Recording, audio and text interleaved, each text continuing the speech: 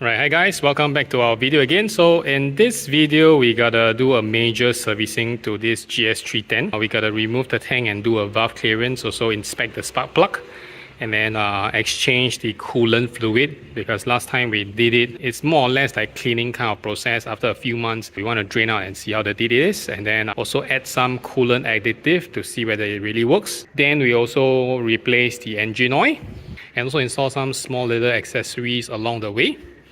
Okay, so let us begin with the most tedious process, which is to remove the fairing. Tons of bolts here, so we will take our time, remove it, and then slowly work our way into the cam cover. So first off, we have to remove the side panel, so it's a little bit harder with the crash bar, but there's a way to just slowly feathering it out. Okay, so put it one side, then we'll move on with the tank cover. So these are all the screws that we removed for just the tank cover, and then we realized that we couldn't remove the tank cover because the tolerance here is a bit too tight. We can't pull it out. So what we need to do, we need to remove the front crash bar. After we remove the top crash bar, so we finally can open up the tank cover. Okay, pretty dusty inside here, so we gotta do some cleaning later on. So next we gotta remove the fuel tank to access to the cam cover. Okay, we gotta unhook this overflow tube, and then we gotta loosen these two bolts, one on each side, to slot out the fuel tank. Once the bolt is removed, you can pivot from here and then lift up the fuel tank. So from here, the left to right, there's three things you need to remove. So number one is the fuel feeder, then the overflow tube, and then the fuel pump cable. This fuel pump clip injector is just a pin, so all we need to do is to press on this button here. There's a pin here, and then pull out the injector. Definitely some fuel will leak out, so just prefer a rag to hold it or clean it up. Okay, so we will put the tank at the side way, because there are filter and fuel pump at the bottom. We don't want to crash it or whatnot. So now we have clear access to the top cover. So what we got to do now is to remove the ignition coil. There's a plug thing here that we need to remove. Okay, so after we remove this ignition plug, all we need to do is to slowly pull out the ignition coil. Okay, something like this. This is the ignition coil. And then we have our spark plug inside, which we couldn't manage to remove it the last time round. So we got a tool, so we got to try this time. Put this at one side. Okay, you can see the petrol is leaking. Okay, we shouldn't put it that way because the overflow tube is here, so it's overflowing. So what we did was to put it upright and then find something to stack on the base so that the bottom component wouldn't get pressed and causes any damage. Okay, slowly but surely taking it out. Okay, looks pretty decent. Comparing the old one and the new one, the old one is actually quite in spec, just off by a little bit by 0.05 wear. So since we already got a new one, and then this one has been inside for years, so why not we just change it? For the sake of having fun, we just bought a mini boroscope, and then we just want to go in and see how dirty or how clean it is. So it runs on Type-C, and then just plug it into your phone. So let's check it out. So you can see the piston top, pretty much a layer of carbon there. Not sure whether it's good or bad, but I mean, it's expected to have carbon. Okay, because we couldn't find any information on the torque value of this cam cover, so what we gotta do, we gotta track it with our digital torque meter. Based on the value that reads out early on, is probably about 8 to 10 Newton meter. So these are pretty standard. Usually the cam cover is around 10. Okay, so the cam cover bolt actually comes with a rubber damper or rubber seal. So just remove, and then we're ready to pull out the cam cover. Okay, actually it's not very hard, so we just need to pull it out.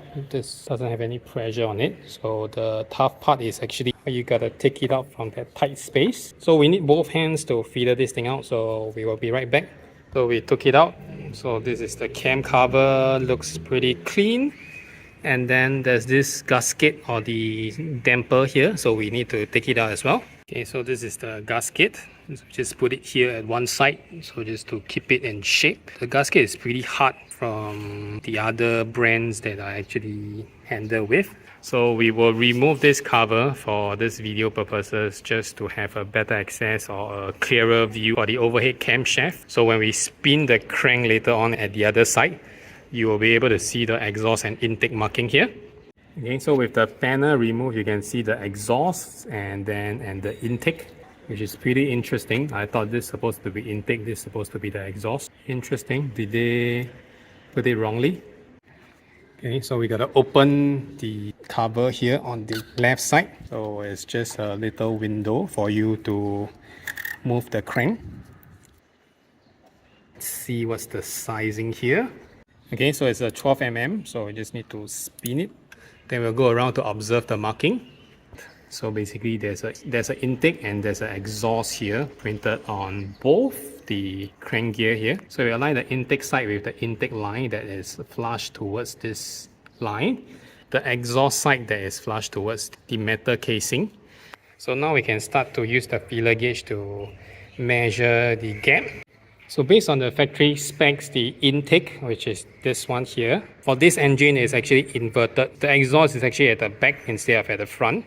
So for the intake is 0.11 to 0.2. So we try 0.2 and then we slowly narrow down the reading to check out what's the actual reading on our intake. So this is the cam loop, one here and one here. So we just based on this orientation, this is called intake 1, intake 2. We'll measure both, and then exhaust, we have exhaust 1, exhaust 2. Try to align the feeler gauge in, and then okay, 0.2 can't go in, and then we try on the other loop, get it straight. Okay, this one can enter, so this is at 2. After measuring, we find it very weird. This is 0.17, which is in spec. This is 0.25, which is very weird because you can see that the head here is actually tapered off.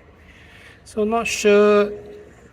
I'm not too sure whether is this the right cam loop. This doesn't look like a wear-off loop. Pretty much need some more research on the 310GS before we can conclude this is correct.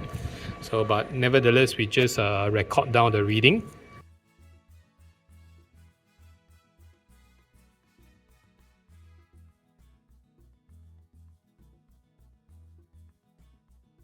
Okay, so we placed the gasket or the damper back. So right now we gotta put this cam cover, which is the tough part. Need 2 hands to do it. It's surprisingly easy to do this for this bike here, probably because of the angle and whatnot. So just to ensure that all the edges and all the sides are properly inserted. Okay, before we put it down, because we don't want to damage the damper and then oil start leaking out. Okay, just ensure that we torque it back to this almost the same top spec. Okay, put back the spark plug. So we just need to push the ignition coil back to place. Right, next we gotta take off the air box access to the throttle body to check whether it needs cleaning. So this is a sensor, we just remove it. Remove this 2 bolt and then also this hose. Very interesting finding. So when we look at the intake, usually this uses a bolt-on clamp, but this is not. It uses this hook-on and also a cable tie to secure from the airbox to the throttle body. So something that I have never expected or first time seeing it. So surprisingly, the whole airbox is glued together, the top and the bottom half. So there's no way you can, you know, open the top half and then look through the dart and then see what's happening in the butterfly valve in the throttle body. After some time of thinking of how we can actually take out the throttle body and the airbox, we decided to play it safe. It ain't broken, don't fix it, so we just keep it in here. Before we find out the cam lobe issue, we generally just keep everything intact. As long as it's working, it's fine. Nothing big of a concern. We don't want to break anything. Okay, so interesting, the coolant level actually is here now. Previously we overfilled it and then don't know what happened in between, probably it boiled out, but nevertheless we gotta drain it and then we gotta refill it and see what happens. Very interesting about this bike is that this and this cap is actually linked. So once you loosen this, actually it will drain out all the fluid from the reservoir tank. Very interesting design. I don't understand the logic, but it just works this way. So we loosen the drain plug. Okay, so this is the water collected. It's not that bad, but it's slightly brownish. So we put back the drain bolt and then now we gotta fill in the new coolant. And we add some additive inside into the mix. Okay, next we will plug all the fuel tank related clip back, and then we'll install the fuel tank. So you just run the bike and then you will see that the water level actually dropped. So this is when we need to top it up. We fill the reservoir tank back to the max line, and then now we gotta change the engine oil. Okay, so after some little touch up here and there, we finally assemble back the machine. We leave out the top crash bar because we will be lowering the suspension soon, so we try to keep it simple this time around. So what we done early on, we installed this little hook. So we also changed a bigger windshield. And so that's about it for this video. See you on the next one. Bye bye.